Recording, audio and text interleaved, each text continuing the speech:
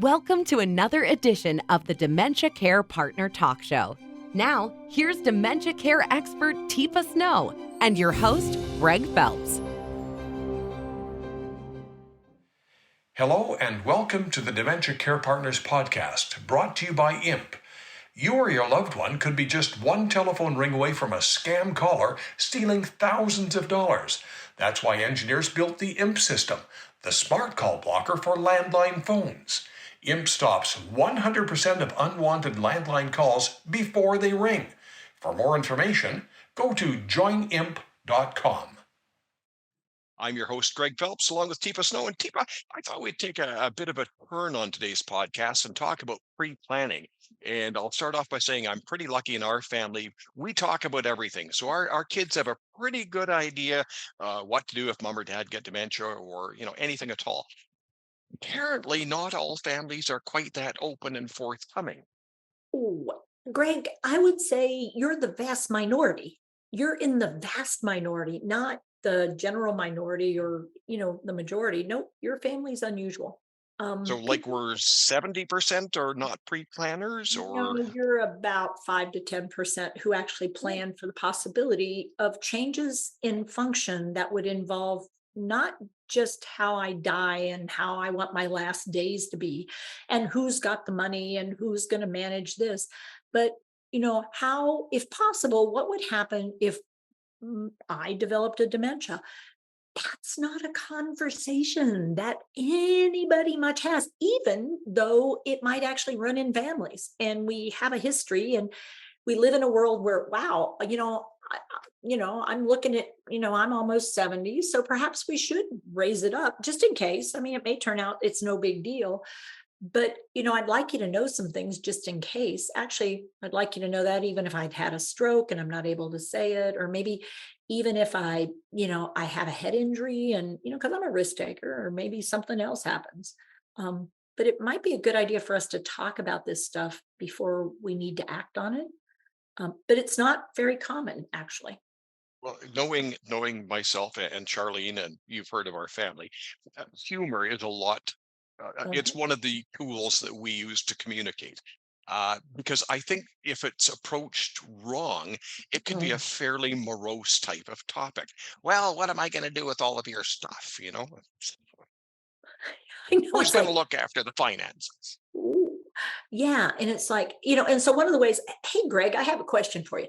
I just recently went to a workshop and they were talking about, do we have anything in place if I started to have changes in my memory, since I'm the one that keeps up with all the appointments that I have and that I have for the family? And I had to say, I don't actually. Oh, I mean, it's on my calendar, but I hadn't thought about it. So what about you? Yeah, we have sort of plans in place. So we talk Oh, about you it all the do? time. Yeah. So Cool.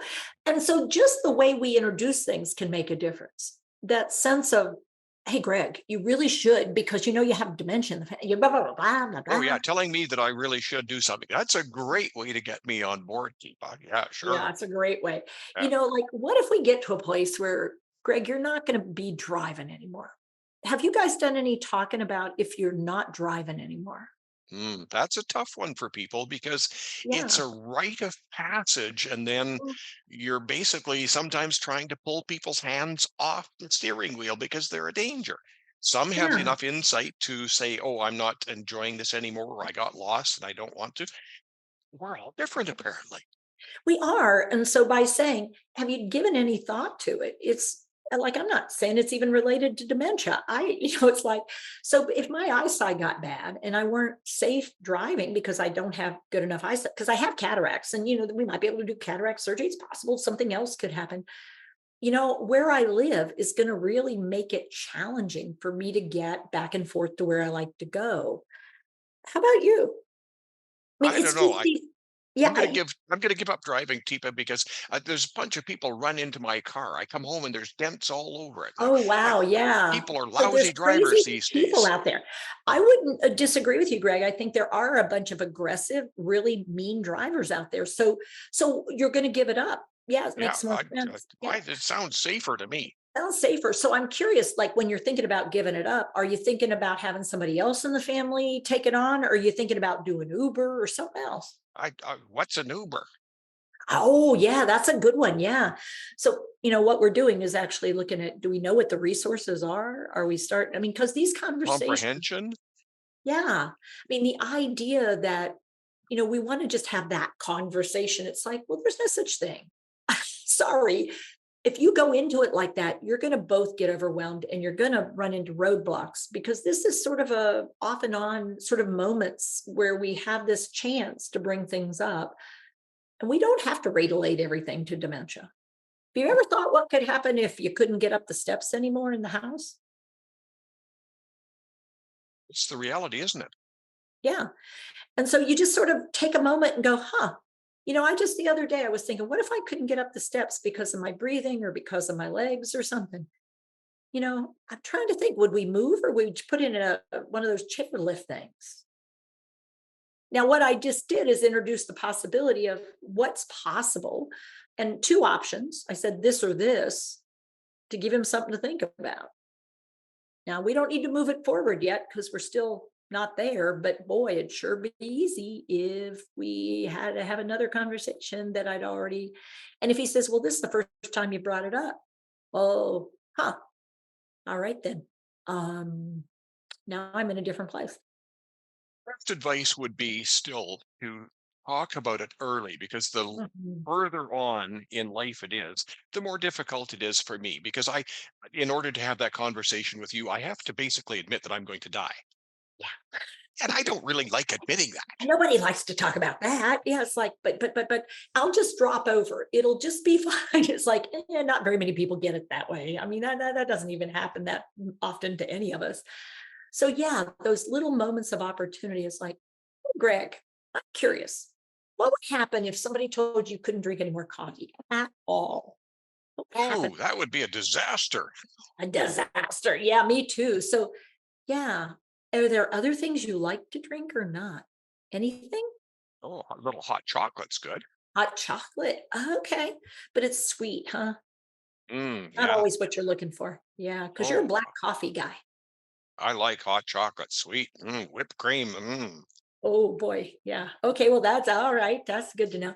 But we're playing around with, of course, we do use humor, but the idea of recognizing if I get a strong reaction on a little change, imagine if I say, Greg, so I think we should change where you're living. That's not going to go so well for you. Mhm. And if I say, you know what? Charlene has said she doesn't want to take care of you anymore. So we're going to put you somewhere. I'm just Yeah, that would be a real laughing. But, interesting. unfortunately, without skill, without knowledge, without training, sometimes what we say, we don't think we say it that way, but that's what Greg hears. And it's just simply, it's getting to where it's a lot for Charlene. I think we need to look at alternatives. Well, I just said, Charlene doesn't want to care for you anymore. We're going to put you somewhere. And in possibly the way Greg took that data.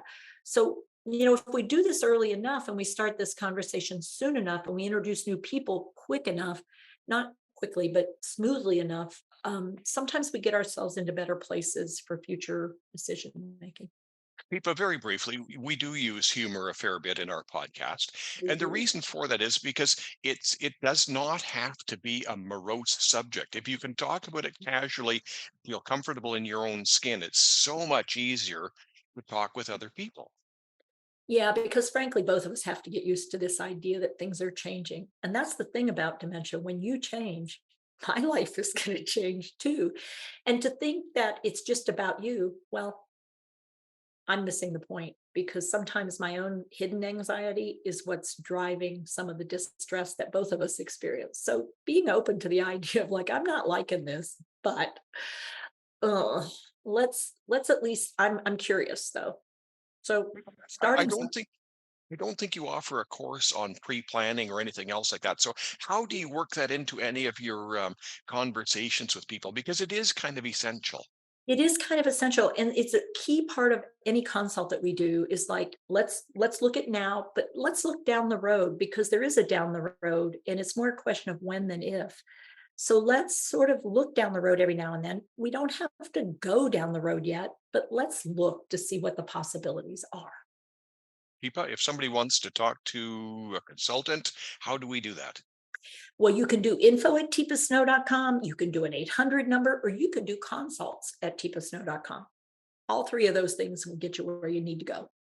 Deepa, thank you very much. Thank you all. You've been listening to the Dementia Care Partners podcast. For more information, go to tipasnow.com.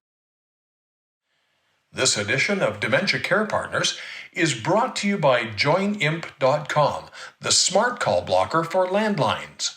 For more information on dementia care, visit tipasnow.com. If you're signed into your Spotify account, we'd love to get your feedback. How? Click into the episode details and look over the episode question and poll. Send us your comments and vote so we can answer your questions and better tailor this content to your needs. We look forward to hearing from you. Hi, I'm Teepa Snow, and you just found our YouTube channel and watched one of our videos. I'm the owner and founder of Positive Approach to Care. Thanks for watching. And if you liked, if you have a comment about, or you would, please share it with people you know. Oh, and if you haven't yet done it, consider subscribing. We'll let you know when the next new video comes out. And you might want to visit our website, www.tipasnow.com, where you'll find other resources as well. See you there.